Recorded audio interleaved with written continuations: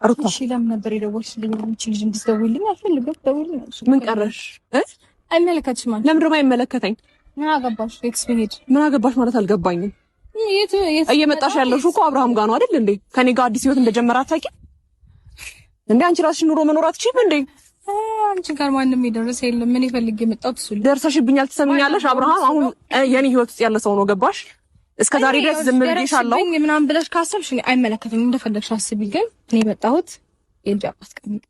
አንቺ ጋር እኮ የልጅ አባትሽ ጋር መጣሽ፣ ተፋታችሁ፣ እንደማትፈልጊው ምናምን አልነበር እንዴ ስትናገሪ ነበር አይደል እንዴ? ነገሮችን ሶልቭ ማድረግ እንዳለብን ተሰማኝ። ለማድረግ መጣሁ።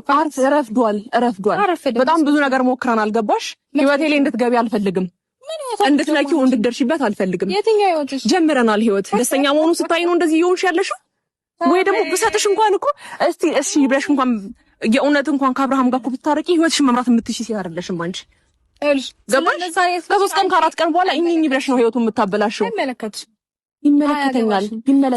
ተረጋጊ። እንደዚህ ብግን ብለሽ ማናገር በደንብ ነው ብግን የምለው። ህይወቴ ላይ ነው እየገባሽ ያለሽው። ሩታ ትሰምኛለሽ?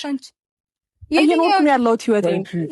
እንደ ድሮ ዘው ብለሽ ገብተሽ ዘው ብለሽ የምትወጪበት አሁን ጊዜው አይደለም። የምታውቂው ነገር የለም በነገርሽ ላይ።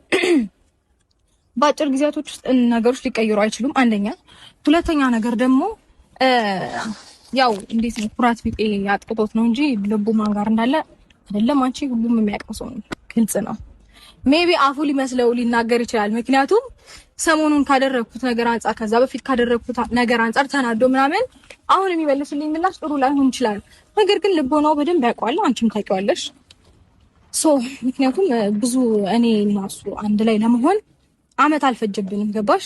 አንቺ ግን አመት ፈጅቶብሽ ነው። በቃ አይደል እኮ እንደሆነ አይሸወድልሽም። ከረሳኋት ብሎ ነው አንቺ ጋር ቀረበው እንጂ ፈልጎት እንዳልሆነ አይቦላሽም። ሄደኝም በጣም እንደዚህ አቃጥሎሻል ማለት ነው። ስለ ሁኔታሽ እንደዛ እንደሆነ ያስታውቃል። ያኔ ነገር አትድገሚ። በቃ ነገር እየደገምሽ ያለሽ እኮ አንቺ ነሽ። አንቺ ነሽ እየደገምሽ ያለሽ። ያኔ ላይ ነሽ።